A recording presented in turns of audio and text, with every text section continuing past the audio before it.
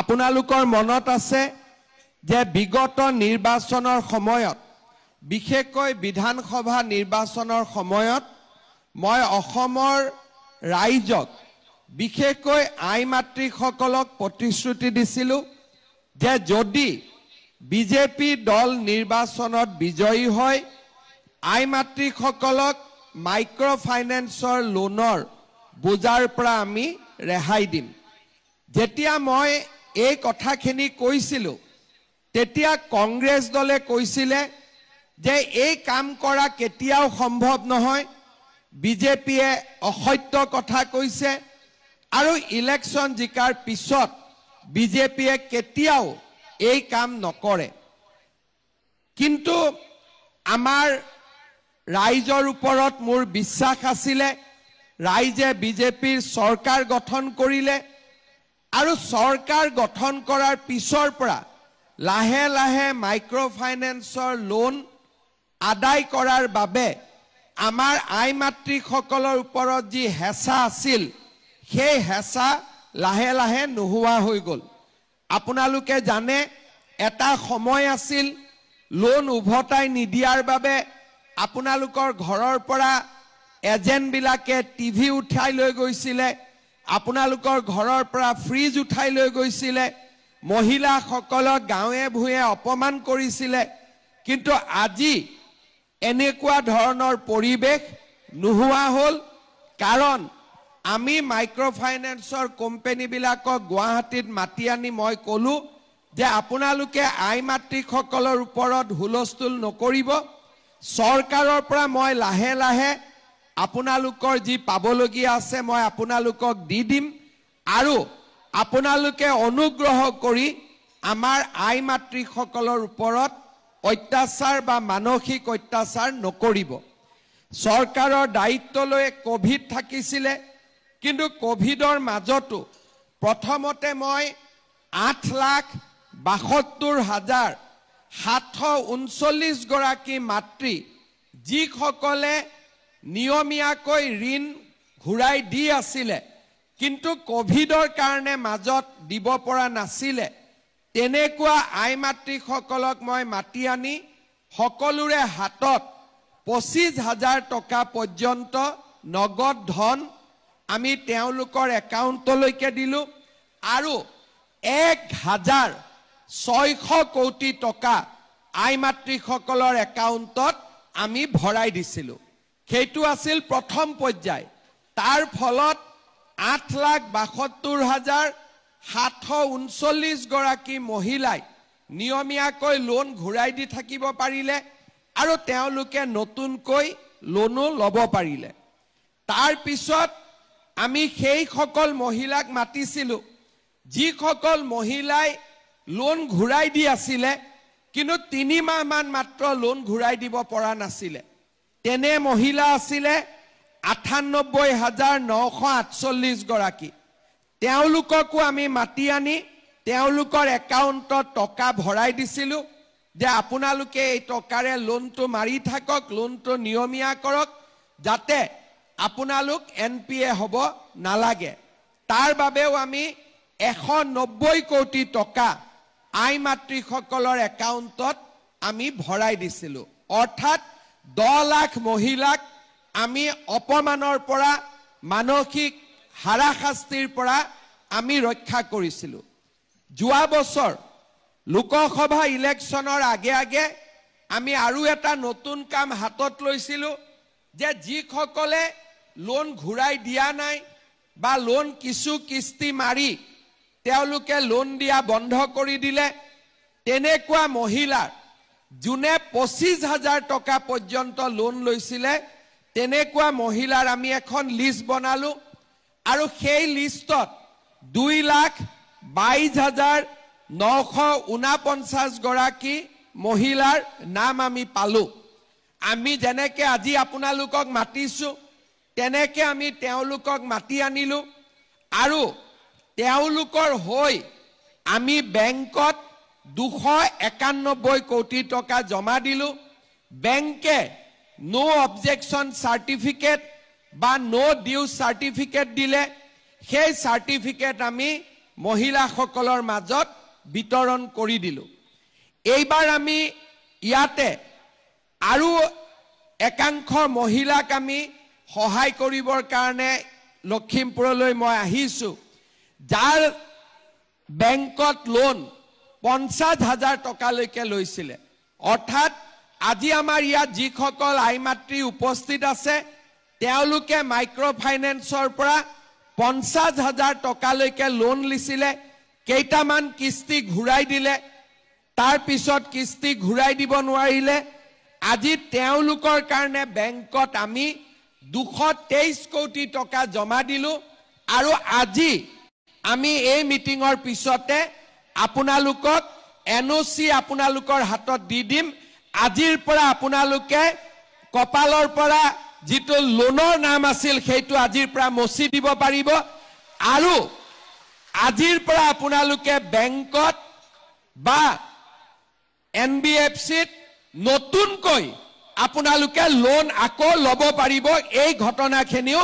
আজিৰ দিনটোতে আমি আপোনালোকৰ কাৰণে কৰি দিম। শ্ৰদ্ধা ৰাইজ, এগৰাকী মাতৃৰ ঋণ মাৰিবৰ কাৰণে এজন ল'ৰাই গোটেই জীৱনটো সংগ্ৰাম কৰে, কিন্তু আপোনালোকৰ আশীৰ্বাদত মই এনেকে সুবিধা পালোঁ যে অসমৰ 16 লাখ মাতৃৰ ঋণৰ আজি বোজাৰ পৰা আমি আপোনালোকক মুকলি কৰি দিব পালোঁ। এগৰাকী দুগৰাকী নহয়, 16 লাখ মাক, 16 লাখ মাতৃ। আৰু 16 লাখ মাতৃৰ যদি কাবাৰ ওপৰত আশীৰ্বাদ থাকে সিটো গৈ হিমালয়টো উঠি বহি ল'ব পাৰে, হয়নে নহয়? এগৰাকী মাকৰ আশীৰ্বাদতে মানুহে বহুত কাম কৰিব পাৰে। আৰু 16 লাখ মাৰ যদি আশীৰ্বাদ থাকে মানুহে সকলো কাম কৰিব পাৰে। আৰু সেইকাৰণে আজি আমি অসমৰ কাৰণে আপোনালোকৰ আশীৰ্বাদত নতুন নতুন কাম হাতত লৈছোঁ। অলপ পিছত মই সেই বিষয়েও আপোনালোকক বুজাই দিম। ইয়াৰ লগতে আমাৰ যোৱা যি বানপানী হৈছিলে সেই বানপানীত বহুত মানুহৰ ঘৰ হেৰাইছিলে, বহুত মানুহৰ খেতি বাতিত অসুবিধা হৈছিলে। আমি এই 12 দিনত অসমৰ 6,86,487টা পৰিয়াললৈ বানপানীত ক্ষতিগ্ৰস্ত হোৱাৰ বাবে 350 কোটি টকা আমি তেওঁলোকৰ বেংক একাউণ্টত পঠাইছোঁ। লখিমপুৰ জিলাতো বহুকেইটা পৰিয়াল আজি এই আঁচনিৰ পৰা উপকৃত হ'ব। ইয়াৰ উপৰিও অসম ৰাজ্যিক গ্ৰাম্য জীৱিকা অভিযানৰ অধীনত নিয়োজিত 354টা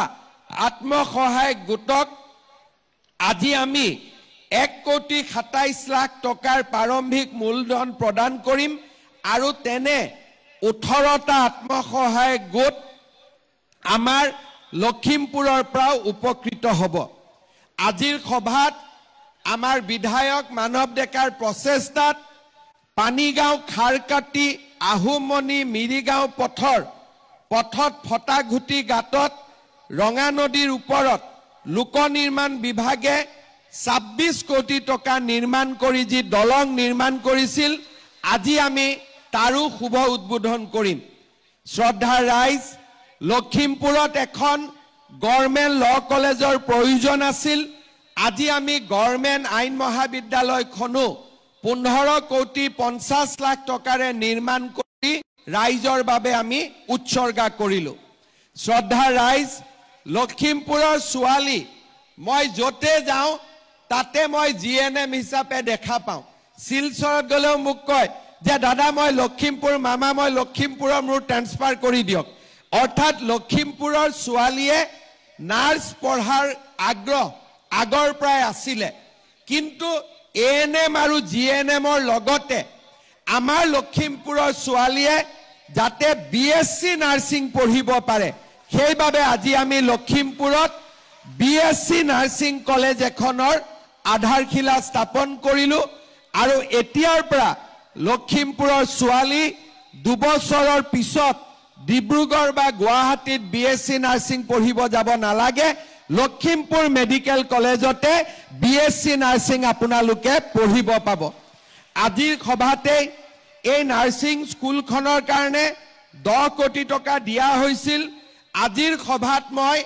আৰু 15 কোটি টকা যোগ কৰি দিছো যাতে আমি বিএসসি লগতে ইয়াতে এমএসসি নাৰ্ছিংও আমি লখিমপুৰৰ ছোৱালীক লখিমপুৰতে যাতে আমি পঢ়ুৱাব পাৰো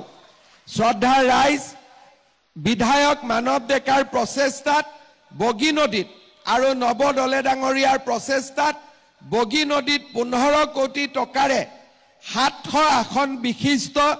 এটা অত্যাধুনিক প্ৰেক্ষাগৃহ নিৰ্মাণ হ'ব তাৰো আজি আমি একেলগে ইয়াতে আধাৰশিলা স্থাপন কৰিছো শ্ৰদ্ধাৰ ৰাইজ আজি যদিও আমি লখিমপুৰত আছো আমাৰ এই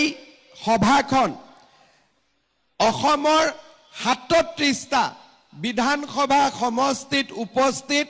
ৰাইজেও প্ৰত্যক্ষ কৰি আছে অৰ্থাৎ আজিৰ সভাতে আমি অসমৰ 37টা বিধানসভা সমষ্টিত 5 লাখৰো অধিক লোকক আমি ৰেশন কাৰ্ড প্ৰদান কৰিম লখিমপুৰৰ 9661 গৰাকী হিতাধিকাৰী আৰু 3822টা পৰিয়ালে আজি নতুনকৈ আমাৰ ইয়াত ৰেশন কাৰ্ড পাব ইয়াৰ উপৰিও বজালী জিলাৰ ভবানীপুৰ সৰভোগ সমষ্টি বাক্সা জিলাৰ বাক্সা সমষ্টি কাছাৰ জিলাৰ আটাইকেইটা সমষ্টি চিৰাং জিলাৰ আটাইকেইটা সমষ্টি ধেমাজিৰ আটাইকেইটা সমষ্টি আৰু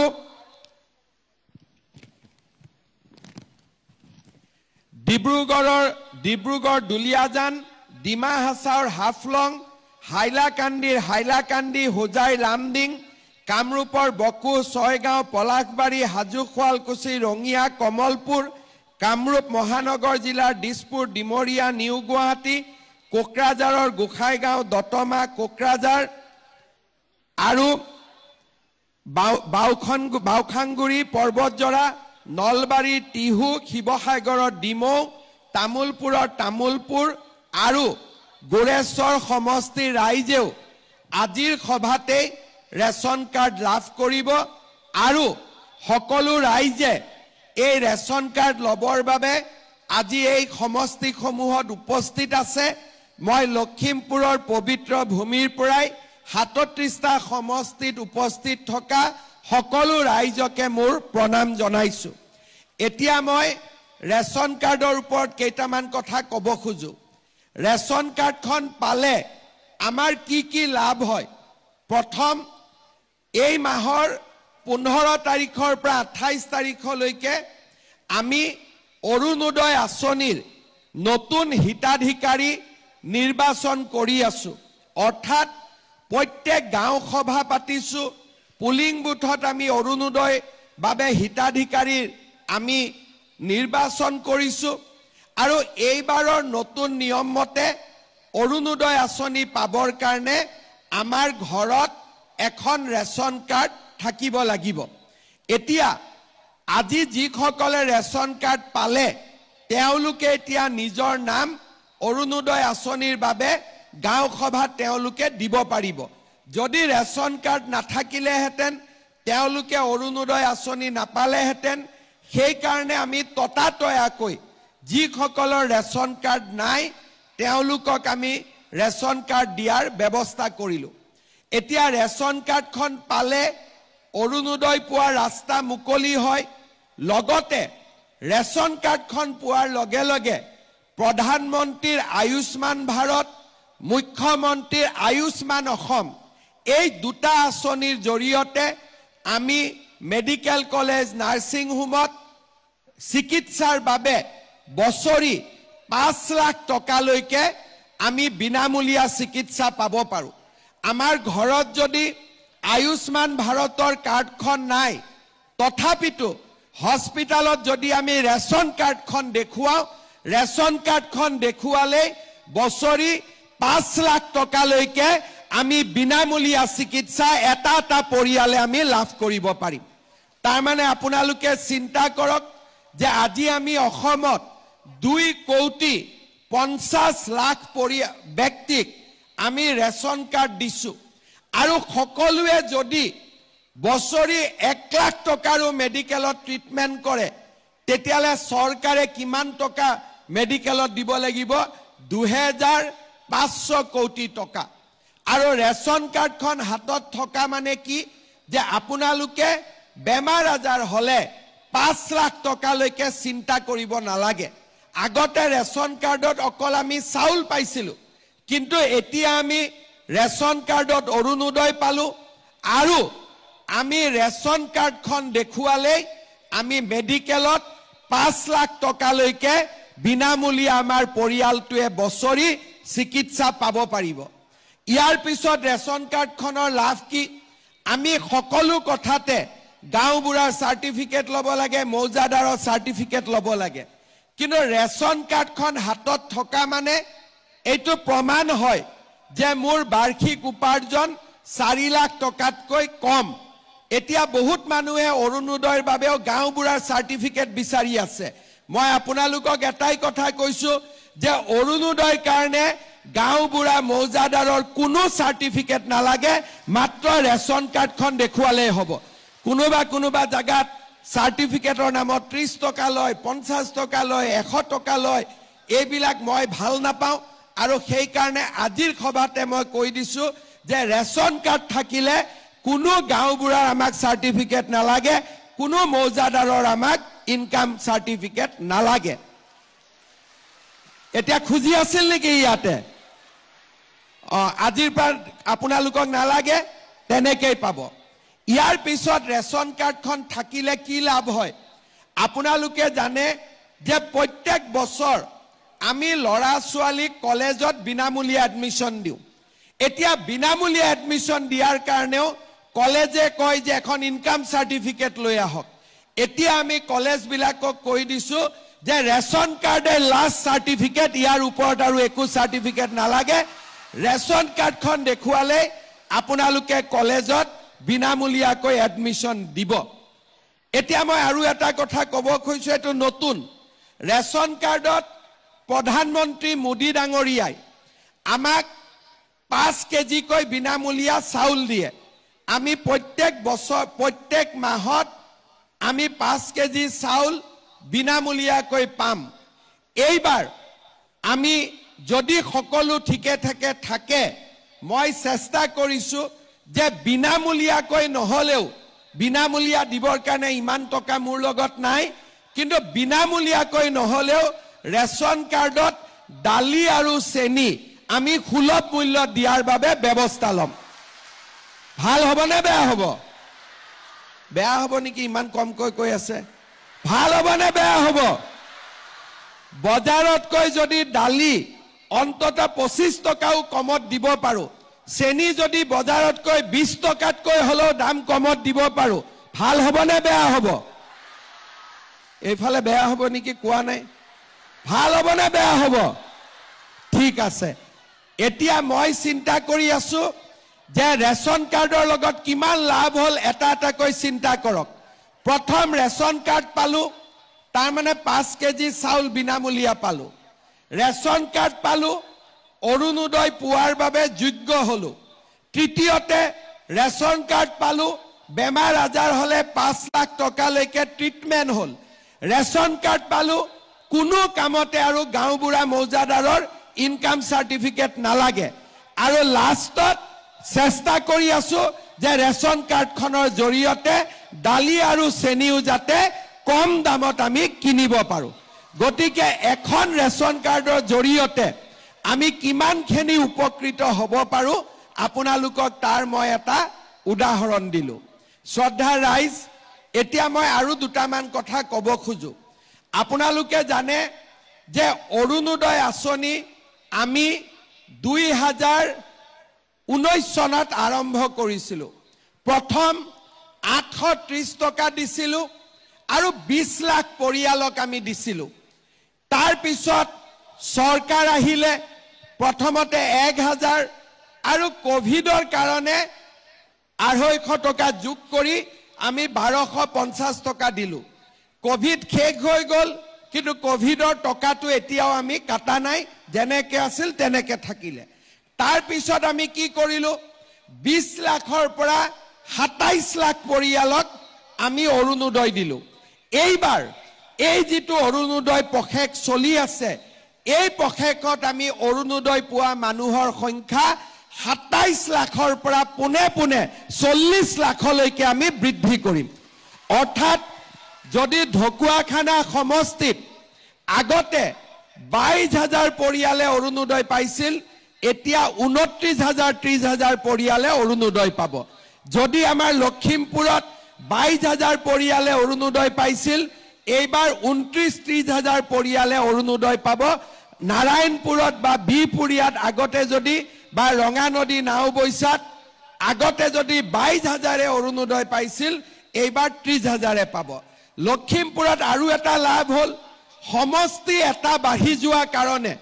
আগতে আমাৰ সমষ্টি আছিল বিপুৰিয়া নাওবৈছা ঢকুৱাখানা আৰু লখিমপুৰ এতিয়া লগত ৰঙানদী সমষ্টি নতুনকৈ সৃষ্টি হোৱাৰ কাৰণে এডিশনেলি আৰু 30,000 নতুন বেনিফিচিয়াৰী লখিমপুৰ জিলাত আহি যাব তাৰ মানে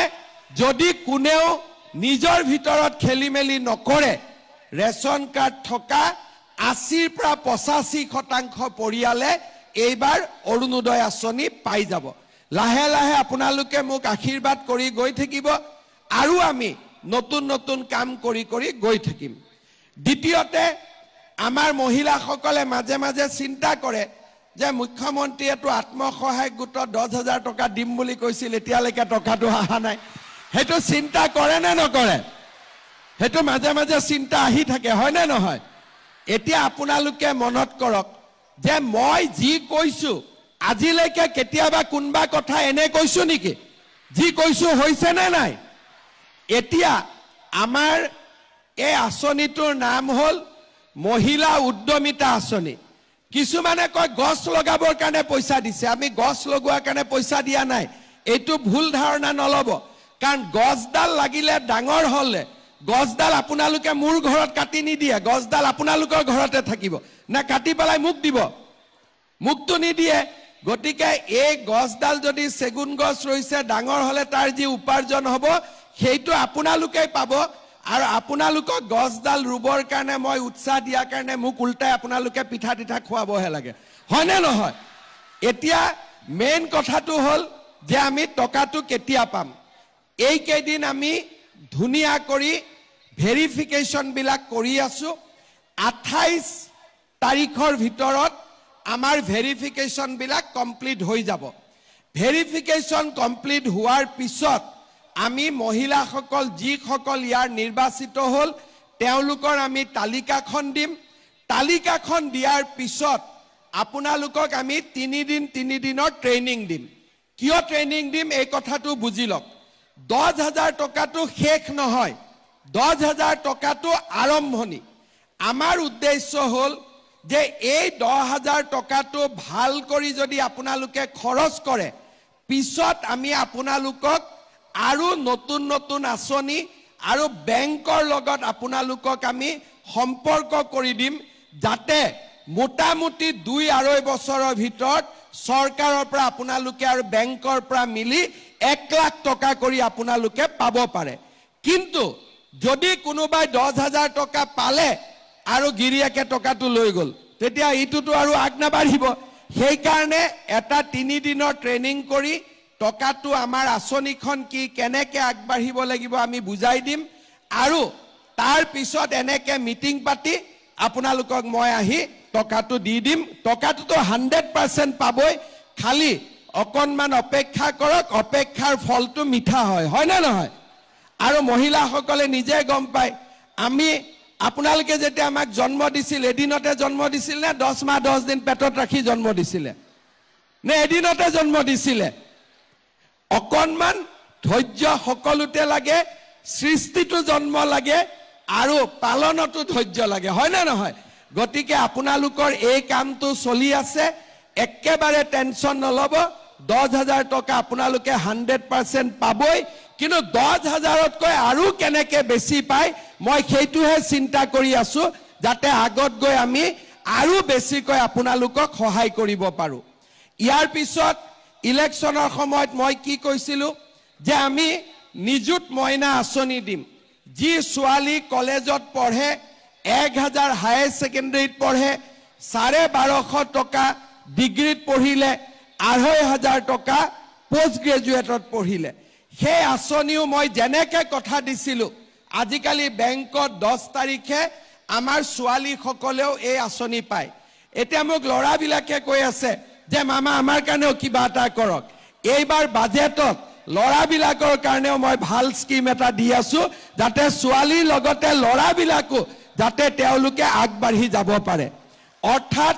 আমি অসমখনক সুন্দৰ কৰি আগুৱাই লৈ যাবৰ বাবে চেষ্টা কৰিছোঁ আপোনালোকে চিন্তা কৰক আগতে কোন চৰকাৰৰ দিনত আমি অৰুণোদয় পাইছিলোঁ কোন চৰকাৰৰ দিনত আত্মসহায়ক গোটে উৎসাহ পাইছিলে কোন চৰকাৰৰ দিনত নিযুত মইনা আঁচনি হৈছিলে কোন চৰকাৰৰ দিনত আগতে দালি আৰু চেনিও ৰেচন কাৰ্ডত দিয়াৰ কথা হৈছিলে কোন চৰকাৰৰ দিনত এনেকে মাইক্ৰ ফাইনেন্সৰ লোন ৰেহাই পাইছিলে আৰু কোন চৰকাৰৰ দিনত আপোনালোকে আজি 16 লাখ মহিলা ঋণৰ পৰা মুক্ত হ'ব পাৰিছিলে বা কোন চৰকাৰৰ দিনত এনেকে লখিমপুৰ ধেমাজি অসমৰ আটাইতকৈ পিছপৰা অঞ্চলটোত কোন চৰকাৰৰ দিনত পোহৰ আহিলে এই গোটেই কথাবিলাক আপোনালোকে নিশ্চয় চিন্তা কৰিব আপোনালোকৰ মনত ৰাখিব যে কংগ্ৰেছৰ দিনত অৰুণোদয়ও নাছিলে মাইক্ৰ ফাইনেন্সৰ লোন ৰেহাইও নাছিলে আত্মসহায়ক গোটৰ আঁচনিও নাছিলে আমাৰ মহিলাসকলক ৰেচন কাৰ্ডো দিয়া নাছিলে অৰ্থাৎ আমাৰ কলেজত বিনামূলীয়া এডমিশ্যন নাছিলে নিযুত মইনা নাছিলে কংগ্ৰেছৰ দিনত একো নাছিলে খালি কংগ্ৰেছৰ কি আছিলে মহিলাবিলাকক খুটা আৰু কম্বলৰ নামত ইখন মিটিঙৰ পৰা সিখন মিটিঙলৈকে মহিলাবিলাকক দৌৰাই ৰাখিছিলে তাৰ বাদে মহিলাসকলৰ উন্নতিৰ বাবে একো কাম কৰা নাছিলে এতিয়া মই আৰু এটা লাষ্ট কথা আপোনালোকক ক'ব খুজিছোঁ অসমত মই 3.5 বছৰ মুখ্যমন্ত্ৰী হলো মোৰ আগতো বহুত মুখ্যমন্ত্ৰী হৈছিলে এতিয়া আপোনালোকে চাওক আগতে যেতিয়া পৰীক্ষাৰ ৰিজাল্ট দিয়ে এপিএসসি ৰিজাল্ট দিয়ে পুলিচৰ ৰিজাল্ট দিয়ে তৃতীয় চতুৰ্থ শ্ৰেণীৰ ৰিজাল্ট দিয়ে তেতিয়া টিভিত কি ওলাই বাতৰি যে কোন মন্ত্ৰী লৰাই ডিএসপি হল কোন অফিচাৰৰ লৰা গৈ পেলাই মেজিষ্ট্ৰেট হল কোন ডাঙৰ বিষয়াৰ খুলখালিয়েকে গৈ পেলাই প্লেনিং অফিচাৰ পালে কাৰ খুলখালিয়েকে গৈ পেলাই টেক্সৰ সুপাৰিনটেণ্ডেণ্ট হল কোন দ্বিতীয় হল পেপাৰ আৰু টিভিত এই লিষ্টবিলাক আহিছিলে আৰু এই লিষ্টবিলাকৰ লগত কি লিখিছিলে যে এনেকুৱা এটা চাকৰি পাবৰ কাৰণে হয় মন্ত্ৰী বিধায়কৰ খুলখালিয়েক হ'ব লাগিব নহলে মন্ত্ৰী বিধায়কৰ লৰা হ'ব লাগিব নহলে মন্ত্ৰী বিধায়কৰ আশে পাশে থাকিব লাগিব পঢ়া শুনাৰ কোনো মূল্য নাই পঢ়া শুনা কৰিলে অসমত কোনেও চৰকাৰী চাকৰি নাপায় আৰু মানুহে এইটো মানি লৈছিলে মোৰ ওচৰতে আহি কয় যে দাদা কিবা এটা লাইন দিয়ক মই মেজিষ্ট্ৰেট হ'ব লাগে কোনোবাই আহি ক'ব যে মই 1 কোটিলৈকে টকা ঘোষ দিম মোক চাকৰিটো যেনে তেনে কৰি দিব লাগে মানুহে ভাবিছিলে টকা দিয়াটোৱে নিয়ম আৰু বিনা টকা চাকৰি কেতিয়াও সম্ভৱে হ'ব নোৱাৰে আৰু তেনেকৈ আমাৰ অসমখন 75 বছৰ চলি আছিল 2021 চনত মই মুখ্যমন্ত্ৰী দায়িত্ব লোৱাৰ পিছত কৈছিলোঁ যে এনেকে নহয় আমি পৰিবেশৰ পৰিৱৰ্তন কৰিম আজি মই 1.5 লাখ ল'ৰা ছোৱালীক চাকৰি দিলোঁ 1.5 লাখ ল'ৰা ছোৱালীৰ পৰা 1 লাখ টকাকৈ যদি মই ললোহেঁতেন মোৰ পকেটত 1500 কোটি টকা আহিলেহেঁতেন আৰু 1 লাখ দিয়াটোত কাৰো আপত্তিয়ে নাই 10 লাখ 15 লাখ 20 লাখ 1 কোটিলৈকে দিয়ে 1 লাখ দিলেতো হাঁহি দি দিব আজিয়ে যদি মই ইয়াত কওঁ যে আপোনালোকৰ ল'ৰাক মই চাকৰি দিম 1 লাখ টকা মোক গধূলিৰ ভিতৰত দিয়ক সবেইটো গধূলিৰ ভিতৰতে লৈ আহিব 1 লাখ টকা যদি মই ললোহেঁতেন 1500 কোটি টকা মোৰ ঘৰত গ'লহেঁতেন কংগ্ৰেছ দলে কয় যে মই দুৰ্নীতি কৰোঁ আৰে দুৰ্নীতি যদি কৰিলোহেঁতেন 1500 কোটি টকাটো মোৰে পকেটত আহিলেহেঁতেন আজি আপোনালোকে চাওক পৰীক্ষা ৰিজাল্ট দিলে এতিয়া টিভিত কি ওলাই কোন মন্ত্ৰীৰ খুলখালিয়েক তাৰ নাম নোলায় কোন অফিচাৰৰ খুলখালিয়েক তাৰ নাম নোলায় ৰিজাল্ট দিলে ওলাই যে ই অমুক গাঁৱৰ তৰকাৰী বেপাৰী ছোৱালী ই অমুক গাঁৱৰ খেতিয়কৰ ল'ৰা, ই অমুক গাঁৱৰ ৰিক্সা চালকৰ ল'ৰা, ই অমুক গাঁৱৰ ঠেলা চালকৰ ল'ৰা। মন্ত্ৰীৰ খুলখালিয়েকৰ পৰা অসমখনক আমি তৰকাৰী বেপাৰী ল'ৰালৈকে আমি ৰূপান্তৰ কৰিলো, আৰু এইটোৱে হৈছে আমাৰ জীৱনৰ আটাইতকৈ ডাঙৰ সফলতা। ইয়াৰ ফলত কি হৈছে, এতিয়া ল'ৰা ছোৱালীক মাক দেউতাকে কয় যে পঢ় চাকৰি পাবি। ল'ৰা ছোৱালীয়ে স্কুলত আগতকৈ বেছি যায়। এতিয়া মই যোৱা কালি পৰহি দিনাখন মই এখন মিটিঙত গৈছিলোঁ। ছোৱালীবিলাকে মোক ধৰি ক'লে যে মামা, মই চামুগুৰিত গৈছিলোঁ, ছোৱালীবিলাকে মোক ধৰি পেলাই ক'লে যে মামা আমাক স্কুলত শিক্ষক লাগে। আগতে কোনো চিন্তাই নকৰিছিল। আজিকালি চবেই জানে যে পঢ়া শুনা কৰিলে আমাৰ ল'ৰা ছোৱালীয়ে চাকৰি পাব। ৰাজ্যত আন্দোলন নোহোৱা হৈছে, শিক্ষাৰ পৰিৱেশ নিৰ্মাণ হৈছে, আৰু অসমখন এটা ভাল পৰিৱেশলৈকে গৈ আছে। আৰু যিসকল ডেকা ল'ৰাই চাকৰি নাপায় তেওঁলোকৰ কাৰণেও মই ব্যৱস্থা কৰিছো যে তেওঁলোকক চৰকাৰে 2 লাখকৈ টকা দিব। লোৱাৰ কথা বাদ দিয়ক, ওলোটাই 2 লাখকৈ আমি টকা দিম যাতে ল'ৰা ছোৱালীয়ে ব্যৱসায় কৰি খাব পাৰে। আগতে চিন্তা কৰক, চাকৰিৰ নামত টকা লৈছিলে, এতিয়া টকা লোৱাটো বাদে দিয়ক, বিনা পইচাত চাকৰি, আৰু যিকেইটা ল'ৰাই চাকৰি নাপায় তেনেকুৱা 2 লাখ ল'ৰাক 2 লাখ টকা কৰি ব্যৱসায় কৰিবৰ কাৰণে আজি চৰকাৰে টকা দিয়া আৰম্ভ কৰিছে। বেংকৰ লোন নহয়, ডাইৰেক্টলি টকা দিয়া আৰম্ভ কৰিছে। আপোনালোকৰ এই গোটেই কথাবোৰ আপোনালোকে আলোচনা কৰিব। কংগ্ৰেছৰ মানুহবিলাকে আমাক ইমান দিন শোষণ কৰিলে, আমাক একো সুবিধা নিদিলে, ৰাস্তা নবনালে, দলং নবনালে, স্কুল নবনালে। এতিয়া একোখন হাই স্কুল বনাবলৈ কংগ্ৰেছৰ দিনত MLA দিছিলে 2 লাখ 5 লাখ টকা। এতিয়া মই এখন হাই স্কুল বনাবৰ কাৰণে 8 কোটিকৈ টকা দিব আৰম্ভ কৰিছো, যাতে ধুনীয়াকৈ ডন বস্কো সেন্ট মেৰিজতকৈ আমাৰ হাই স্কুলখন যাতে ভাল হয়। আজি আপোনালোকে অসমৰ পৰিৱৰ্তন চাব। প্ৰত্যেক জিলাতে মেডিকেল কলেজ হৈছে, প্ৰত্যেক জিলাতে ব্ৰহ্মপুত্ৰৰ ওপৰত দলং হৈছে, প্ৰত্যেক জিলাতে আজি একোখনকৈ বিশ্ববিদ্যালয় হবৰ কাৰণে আৰম্ভ কৰিছে। 3.5 বছৰৰ ভিতৰতে আমি যিমান পাৰো আমি পৰিৱৰ্তন কৰিছো। মই কৈ গ'লে ইয়াৰ মাজত চৰাইদেউ মৈদামৰ কথা, বিহুৰ কথা, লাচিত বৰফুকনৰ কথা কৈ গ'লে শেষ নহ'ব যে কিমান কাম যোৱা 3.5 বছৰত আমি কৰিবলৈ সক্ষম হৈছো।